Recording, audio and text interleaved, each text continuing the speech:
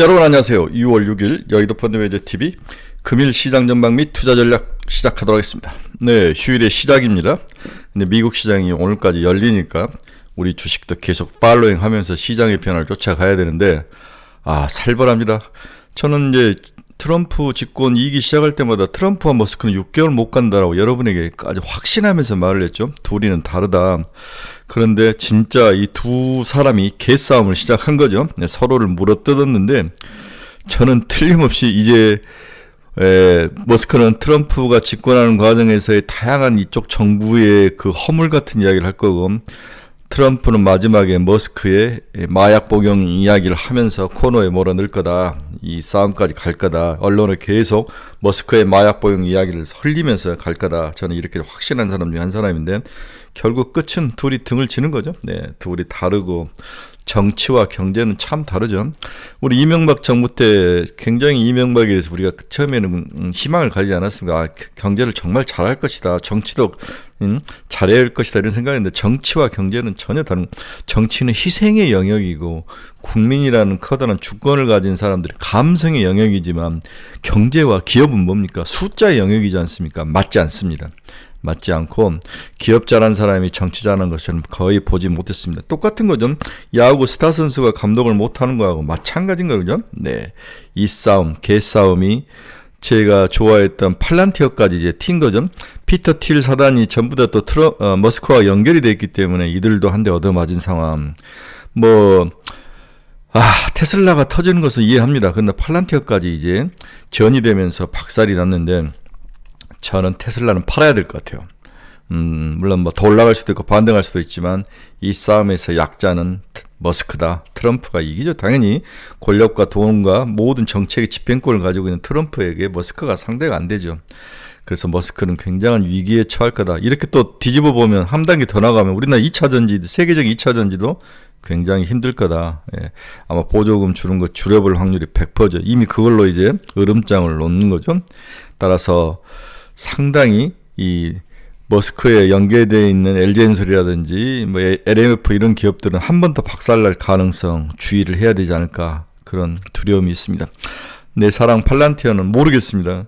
설마 피터 틸 사단까지도 이게 들어갈까? 대신 JD 벤스가 있기 때문에 피터 틸과 친한 건 JD 벤스도 친한데 어떻게 지켜줄 것인지 한번 봐야 될 것 같아요.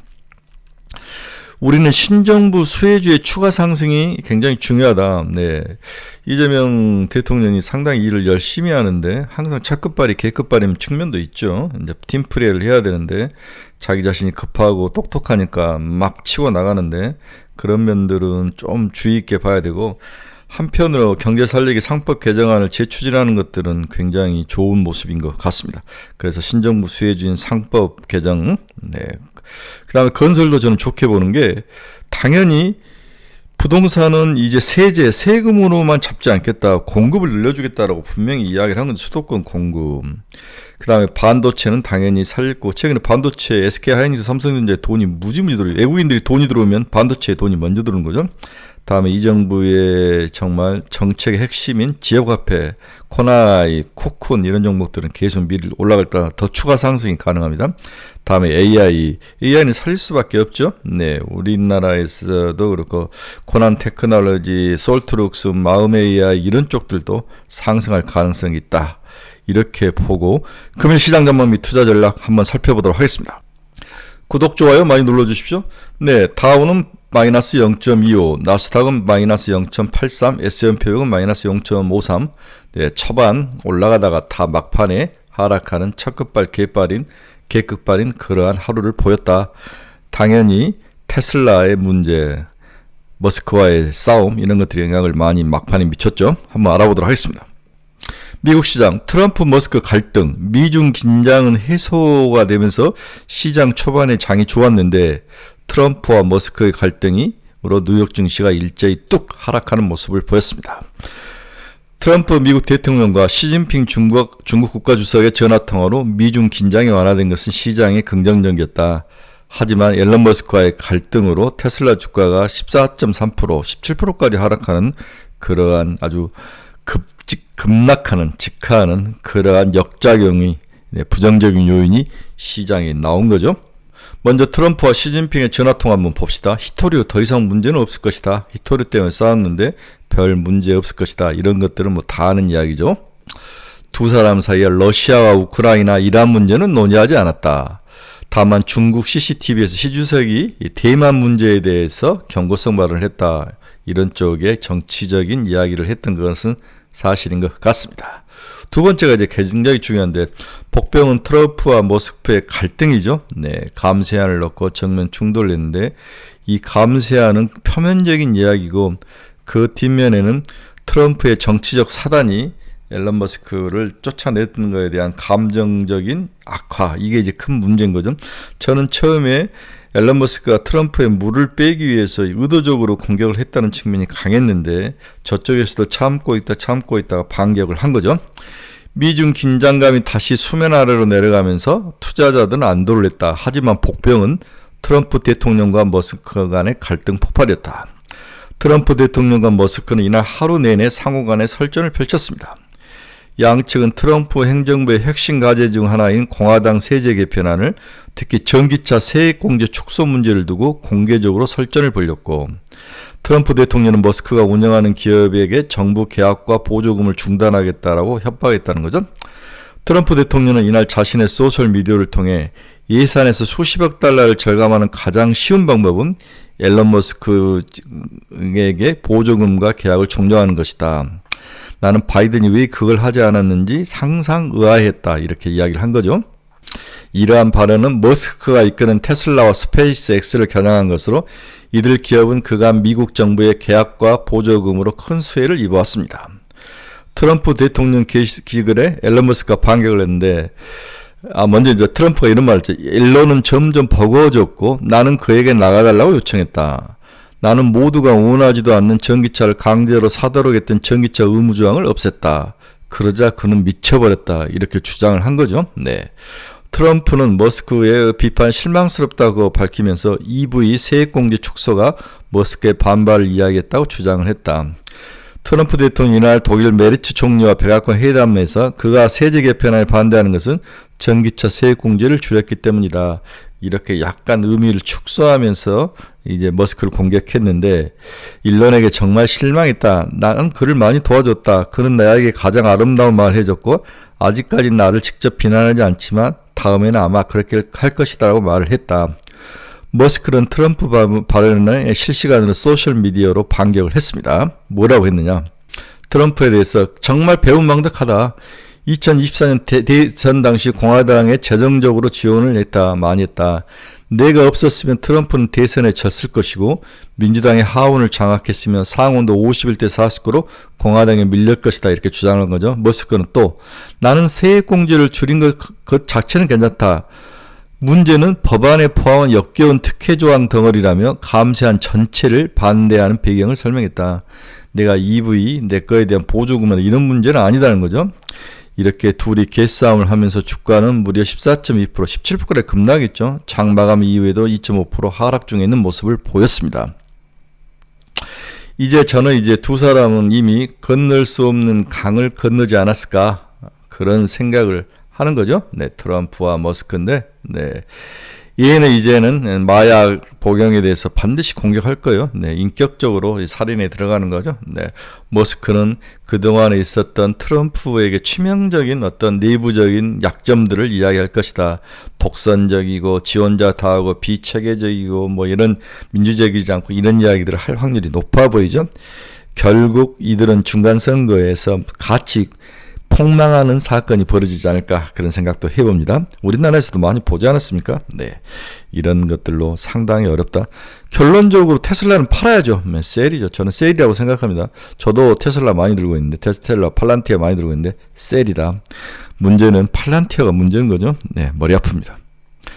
오늘 중요한 거, 오늘 밤에 미국의 고용지표가 발표하죠. 네, 5월 고용지표에 촉각을 곤두세운다. 만약 고용지표가 괜찮게 나오고 두 사람의 전쟁이 좀 잦아진다면 장은 반등할 수 있을 것이다. 그러면 다음 주 우리나라에는 그저 우리나라 자체의 힘으로 움직이지 않을까, 그런 생각을 해봅니다. 오늘 고용지수 중요하고 신규 수업 시장 건수도 중요한 거죠. 전국 곳은 24만 7천 건으로는 8개월 만에 가장 많았던 것이 나타나 우려한 무게를 더하고 있다. 약간 최근에 고용지표 어제도 그렇지만은 비제조 PMI 지수라든지 고용에서 살짝 ADP도 그렇고 3만 7천 건밖에 안 나오면서 고용지표와 소비에서 살짝 금이 가는 모습은 굉장히 좀 어려움이 있을 것 같지 않나 생각이 드는데, 반대로 그 돈이 이제 이머징이라든지 다른 나라로 흘려 들어오는데 그 중에서 가장 미래가 브라이트한 밝은 한국 쪽으로 돈이 많이 흘러 들어온 것은 좋은 점인 것 같습니다. 자, 그러면 최근에 외국인들의 돈이 얼마나 들어왔냐? 5월달에 1조 1천억이 들어왔어요. 6월 지금 며칠 지나지도 않았는데 5일밖에 안 됐는데 1조 7천억의 돈이 들어왔다. 9개월 동안에 38.4조 원을 매도를 했는데 이젠 플러스로 전환서는 모습. 우리나라가 가장 큰 수혜를 보고 있는 거죠. 그러면 수익률 측면에서는 어떠냐 한번 보도록 하겠습니다.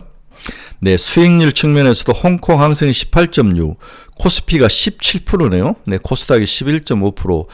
1월 1일부터 6월 5일까지, 네, 1월 1일부터 6월 5일까지 거의 약 6개월간의 코스피, 코스닥이 글로벌 시장에서 두 번째, 세 번째에 강한 상승세를 보이고 있다는 점은 굉장히 중요한 문제죠. 대만 가구는 마이너스 6.2, 일본 니케이 마이너스 5.7, 굉장히 좋은 모습. 그 다음에 이제 유럽이 8.5로 괜찮은 모습을 보여주고 있습니다. 최근에 이제 원화가 1370원대까지 내려왔는데 저는 1300원대까지 내려올 걸 보고 있거든요. 네, 달러 강세, 원화 강세와 네, 달러 약세, 원화 강세와 주가는 상당히 비례하는 모습을 많이 보이죠. 네, 빠지면 빠지고 올라가면 올라가고, 따라서 달러 강세가 원화 강세가 달러는 약세이고 원화 강세가 우리나라 주식시장에 미치는 요인은 상관관계는 그렇게 크진 않지만 나쁘진 않다, 이렇게 해석을 하면서 원화 강세가 상당히 외국인들이 한국 시장에 대한 뷰의 변화를 가져오고 있다. 따라서 주식시장에는 긍정적이다. 그래서 이재명 정부가 초반만 잘 해준다면 우리나라 주식시장 3천을 넘고 지속적으로 제도를 바꿔주고 미래 먹거리를 찾아준다면 5천까지도 해볼 수 있는 그러한 희망은 있다. 이렇게 보는 게 맞을 것 같습니다. 그러면 아침에 끝난 미국의 주요 경제 지표들 한번 봅시다. 달러 지수는 0.06% 하락, 98.67, 이제 100 아래로 내려오는 게 고착화되네요. 달러 약세. 원화는 강세입니다. 1355원까지 내려왔습니다. 원화의 강세 1300원대까지는 원화 강세를 각오를 해야 된다. 이게 제 생각이죠.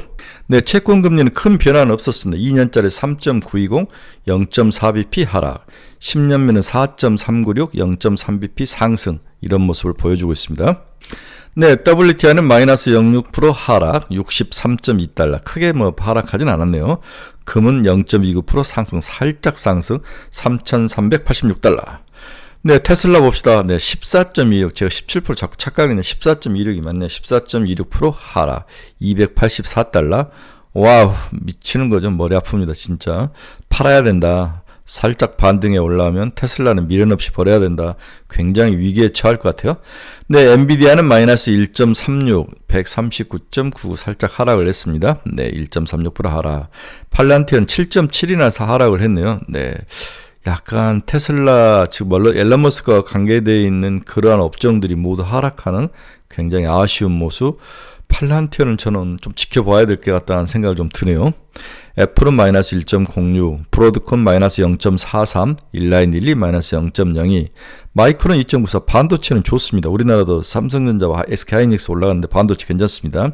네, TSMC 플러스 0.46, 비트코인은 3.17%나 하락을 했네요. 상당히 미국 시장의 불안한 모습, 앨런 머스크와 트럼프의 개싸움에 대한 영향이 좀 크지 않았나, 그런 생각을 해봅니다. 네, 결론 들어갑시다. 와우, 트럼프와 머스크 싸움이 개싸움으로 진입 중이다. 많은 사람들이 결국 둘은 그렇게 될 것이라 예상하고 있었으나 막상 이 둘의 갈등이 나타나자 주식시장이 악재로 크게 반응했죠. 더 큰 문제는 둘은 절대 서로 지지 않을 것이란 사실이다. 둘이 부닥친다는 거죠.